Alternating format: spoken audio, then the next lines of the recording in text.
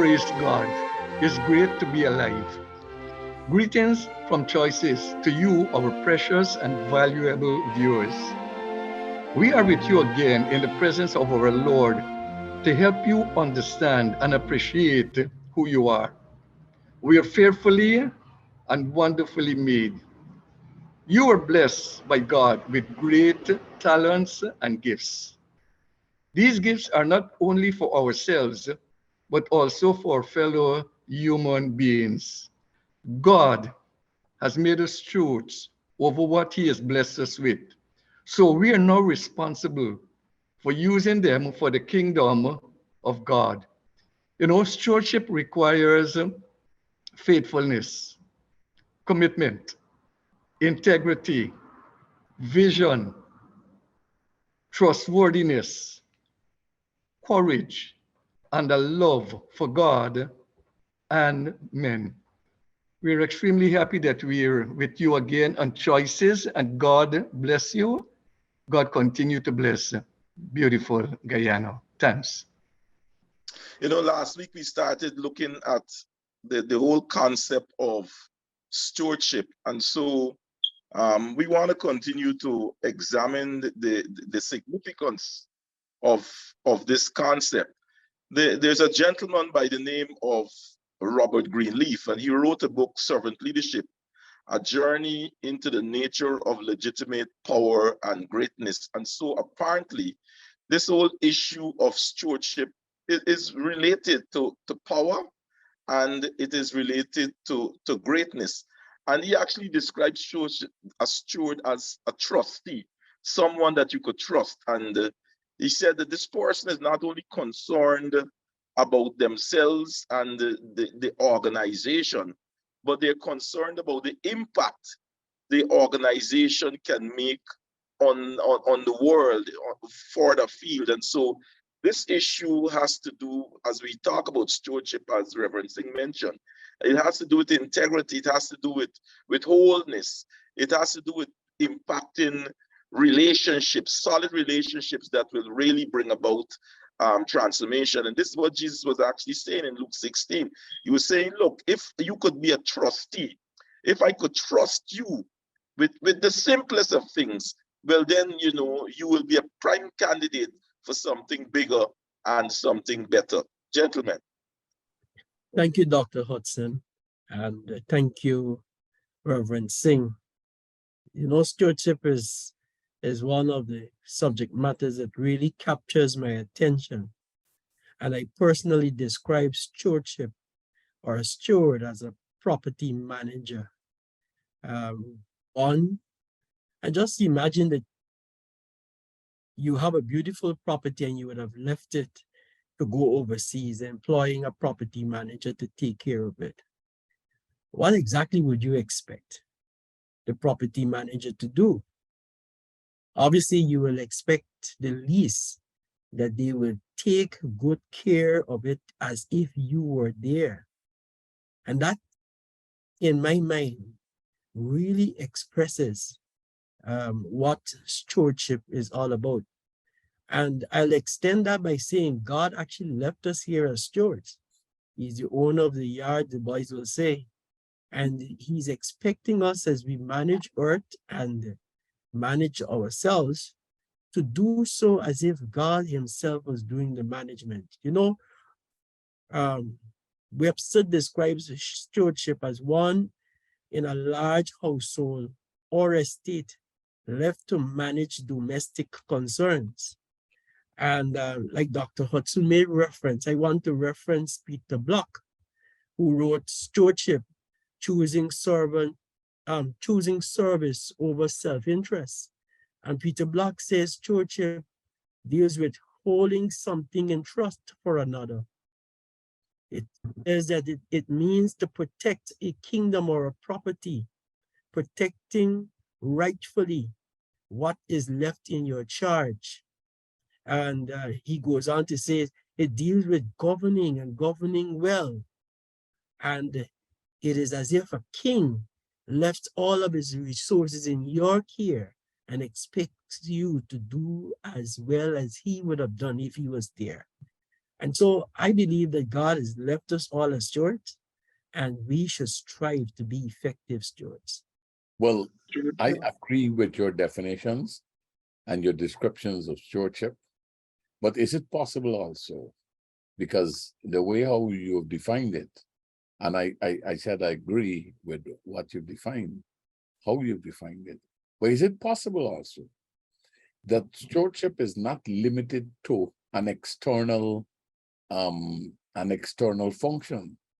That the king himself, the king of the kingdom, has given each human being a certain set of potentials that we are expected to develop and allow them to become skills where we can handle them. Isn't it also possible for us to describe a situation where we steward over our own resources, not just a property manager, but isn't it possible that each one of us here on this set and all those who are walking by their television or sitting watching us, rather than being in a position, appointed to a position, I am asking if it is possible also that we could turn the searchlight in us, because everyone here has got a set, whether you come from La Cabo, Sanford, and more, wherever you come from, we have come off of God's machinery with latent potential. Now, here Jesus seminar. Let me quote him. If you have not been trustworthy with someone else's property, who will give you property of your own? Sometimes we manage people's resources well, and we neglect what he has placed within us. That's how I see it. I don't know if that is also possible, but that's how I see it. That we want to challenge, in addition to emphasizing the need to be a good steward for those things that we have been given. What about what has been placed in us? In the sense that when the word steward or the concept of stewardship first appeared in the English language in the Middle Ages, it denoted the concept, or it served rather as a job description, referring to someone who would have been given a job description or a job title, who came from a household where that person was considered a good steward. So the definition or the description of stewardship sought from its initial stage to link the household to the public domain. So in the description and the job description of the person who was seeking employment, stewardship was considered of primary importance. So in order to really serve in the public domain, one has to first be considered a good steward in the home. So I support what you're saying, Bishop. And to the worker who might be doing what he or she considers a menial task, for example, turning on or opening the sluice door at a particular time when the tide is low and shutting it off as the tide rises, must consider himself or herself a steward, because that person has been given a responsibility, even though it might seem insignificant, to superintend over, it might be a community. So while it might appear as though it's a limited task, the concept of being a good steward in one house translates to one being a good steward over what might be considered public property. And so I just want to link those two ideas. Dr. Lee, what you're saying, I agree with. I believe stewardship starts in the home. I can think of, as Bishop asked about, looking at our own selves, I can think of doing chores, being able to clean at home, start at home, or when your parents give you money to go to the shop. They give you finances. Some people, some children, they would spend out the change and the parents would neglect it, while others would hold them accountable from an early age. And so as we grow, as that person grows, or as a person grows from out of the home setting, now they have to take responsibility for their own cleanliness, their environment, themselves.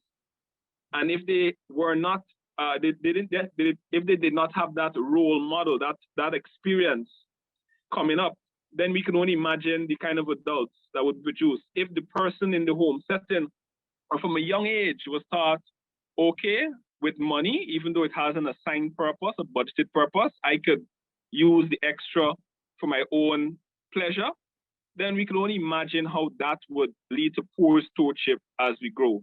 And so I find in the home setting, cleaning, doing chores, that's where stewardship begins, or has begun in my own memory, and has helped me to be a steward that is striving for excellence. The other thing to consider too is when we approach the issue of stewardship, is that young people could be stewards. Your niece, your nephew, your son, your daughter, your neighbor, they can all be stewards. And it's about how they're able to manage themselves effectively, how they're able to manage the environment effectively. I remember when we were now starting the youth organization, Ali Secundus, we had 13 and 14-year-olds collecting money at the door for the games nights. And this is not $1,000 or $2,000. This is a sizable amount for these young people to do. And it wouldn't only be one of them, it would be one or two of them, and we'd always be overseeing the process. And what's interesting is that they were able to keep account of that. And that is something that stood out. The other thing that stood out is that sometimes the most talented people are not necessarily the best stewards. And we see that again in youth organizations, when you might have persons coming out every single week and they might not be the most talented, but they're consistent and they show loyalty and dedication to an organization.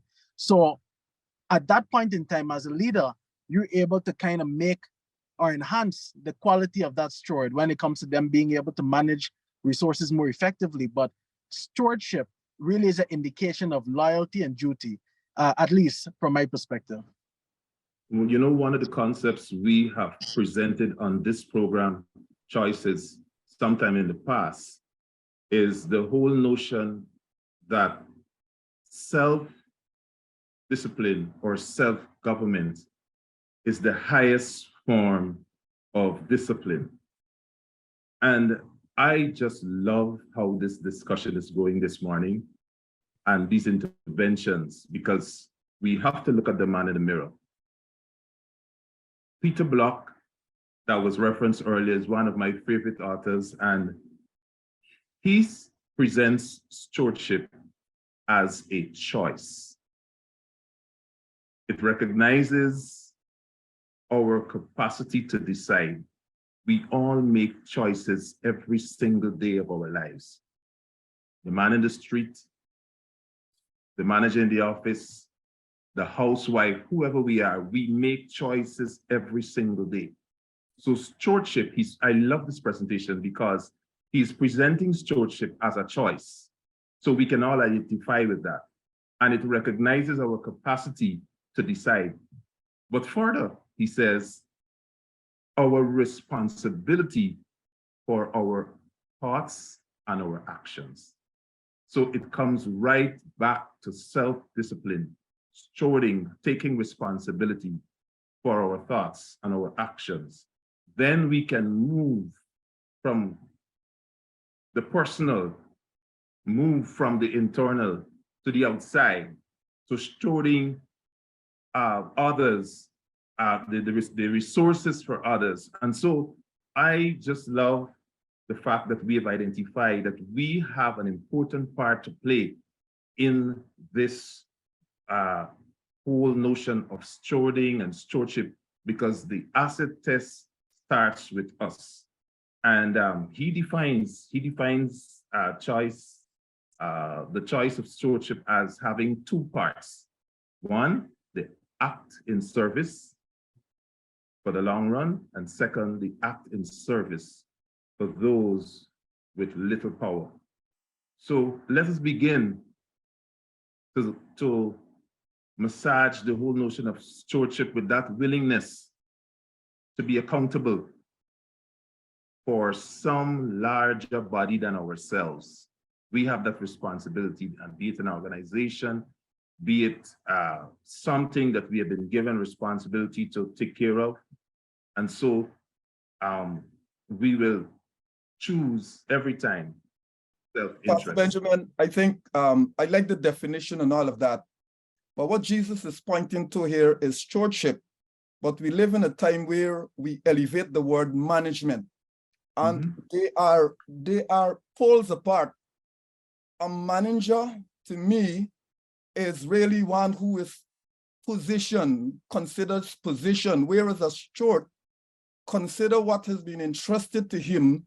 You use the word care, one who is concerned, one is who looks after the development, the growth, and the elevation, and of what has been given to him. But the manager, to my mind, might be someone who watches at the time, who watches at the year, and not necessarily the one who has an overriding concern about the promotion of the well-being of what has been entrusted to him. So what Jesus is saying here in Luke chapter 16, Jesus is talking about stewardship and not management as we know it in this time. They're poles apart. That's my view. I want to take us back a little bit further. We're talking about stewardship, and this program is called Choices. Pastor Paul just spoke about choices on Peter Block. Genesis chapter 1 to chapters 1 to chapters 3. Everything is right there about stewardship. This young man was given a task to manage, a task to lead, a task to name, a task, Dr. Lee, to show care. That was the first concept. That is the first session we had of stewardship. From the beginning of time, stewardship was there. God made, and then he gave to us, man, to care, to nurture, to develop, to name. So you, young man, you own a car, your job is to look after that car, care it. You, young lady, you have a job, your job is to give, your task is to do the best job that you can do. You, young person, you have a skill, you have to share that skill with the world, not just your community, with the world. You have to nurture, you have to guard, you have to take care of that skill. From the inception of time, stewardship was given to us. Jesus at his conference, at his session, reiterated stewardship. If I give you a little bit and you cannot manage it correctly, if you can't develop that little skill that you have, how can I give you 2 skills? How can I give you 3 skills? How can you be multi-talented if you're not managing the one that you have?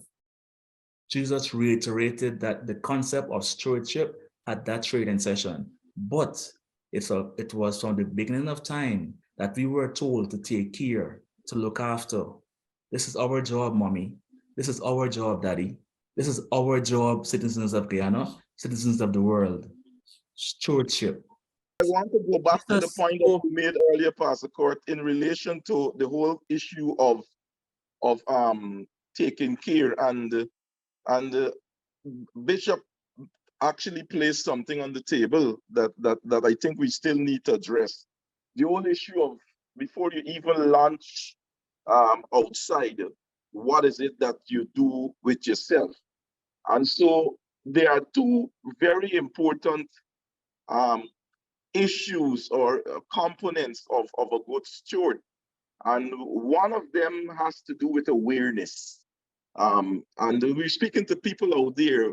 There must be a consciousness of who you are and what you have, what you present, what you could bring to the table, what is inside of you. And those are questions that we have to start answering. And this has nothing to answer those questions, has nothing to do with whether you come from Albistown, Tiger Bay, or some depressed area, because every man is gifted, but you have to know what is it that you have inside of you first before you could actually materialize and make things happen for yourself and for the community, as we heard earlier, that it is not just for you and our organization, but it's about world impact. And then the other issue that you have to have, the other characteristic is foresight. And foresight is very important. That whatever giftings or whatever's been given to you, where can you take it? Where can you take it to leverage more for yourselves and for community? So I think if we're going to talk about stewardship and to encourage person might be listening to us, it's very important for them to understand this whole issue of self-awareness. What is it that you have around you? What is it that you have inside of you?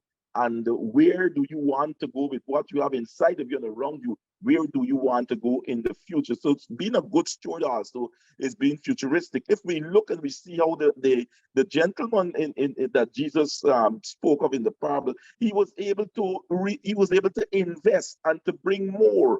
And so you have to be futuristic. It can't be an idea that is just static. You're constantly looking to see how you could expand and grow.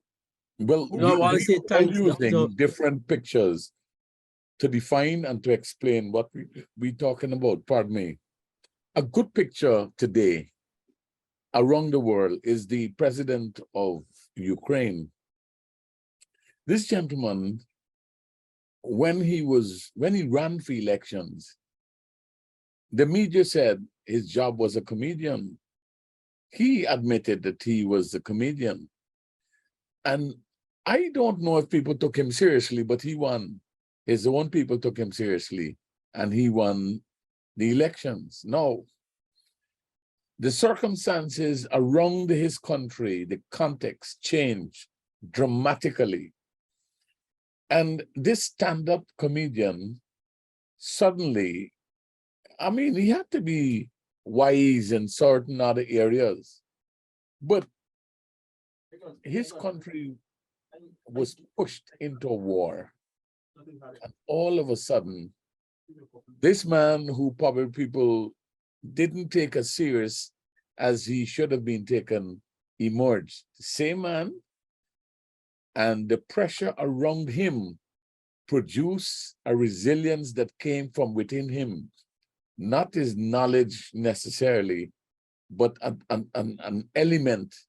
He was given, he ran, and he became responsible for a nation. And now he had to steward over all those resources that he had. And the first thing they observed was that he had courage. He stood up. People were watching to see how he would react to. I was listening to a conversation between the day of our recording, Fareed Zakaria and another anchor from CNN, and Caitlin something, I think is her name. And he said clearly, the courage that came from within this man has placed him in a position where the world takes him seriously. He is protecting, care, compassion. He's thinking about the future. He's marshaling his considerable forces, but against an enemy that is formidable. So this thing has a lot to do with an awareness inside of the individual, like certainly like this. And Jesus said, you know, if you cannot take care, whoever you are, of another man's, you have to have that awareness in order to be a steward. And you have to have the awareness that you have the capacity to deal with certain issues. If you don't have that, who will give you your own? I read yesterday that 15,000 applications. When I say yesterday, the day we are recording, the Ministry of Housing received something like 15,000 applications for house lots. Could you imagine people becoming aware? And each steward, each person will know they're not just looking for a house lot, but they're looking for a house where they would be able to take their family to another level. This is important. And if we could only muster the courage and the vision to be proper stewards, our families will be secure, our future will be secured. And we want to encourage you to move in that direction. You know, sometimes it takes uncommon eyes to see what we ourselves have. And I'm reminded of Timothy and the Apostle Paul. The Apostle Paul in 2 Timothy chapter 1, reading from verse 5, it says, "When I call to remembrance the genuine faith that is in thee, which dwelt first in thy grandmother Lois and thy mother Eunice, and I am persuaded that is in thee. Wherefore I put thee in remembrance that you store up the gift, which is in thee by the putting on of my hands. For God has not given us a spirit of fear, but one of power, love, and a sound mind." The Apostle Paul saw something in Timothy that perhaps he was shying away from. And this is a good opportunity to speak about community as well. Sometimes we take a little long to come out the blocks, but if we are around people, that have our best interests at heart, we'll be able to benefit as well, because I could safely say that different ones saw things in me that perhaps I didn't even see in my own self, for a little while. And I'm so grateful for that, and even as that worked and you're able to store up that gift, a gift is as a precious stone in the eyes of him who has it. It makes room for you, it brings you before great men. And so we have a responsibility to store those gifts that are inside us. We have a responsibility for community as well. And let's not forget the uncommon eye that sees. It's amazing. We want to show you and encourage you to stay with us, because we will continue this discussion. But don't wait until then. Begin to recognize, become aware of what you have uniquely been gifted with, and steward it to the benefit of not only your family and yourself, the community and the world. And as you do that, you will be better positioned to own your own. This is Choices. We'll see you next week. Bye. We thank you for joining us on Choices today. Remember, you can join us at First Assembly, LNP Durban Street, Workmanville, Georgetown, Guyana, for any of our special services. I'm Celicia on behalf of the set, reminding you that your whole life is the sum of your choices. God bless you.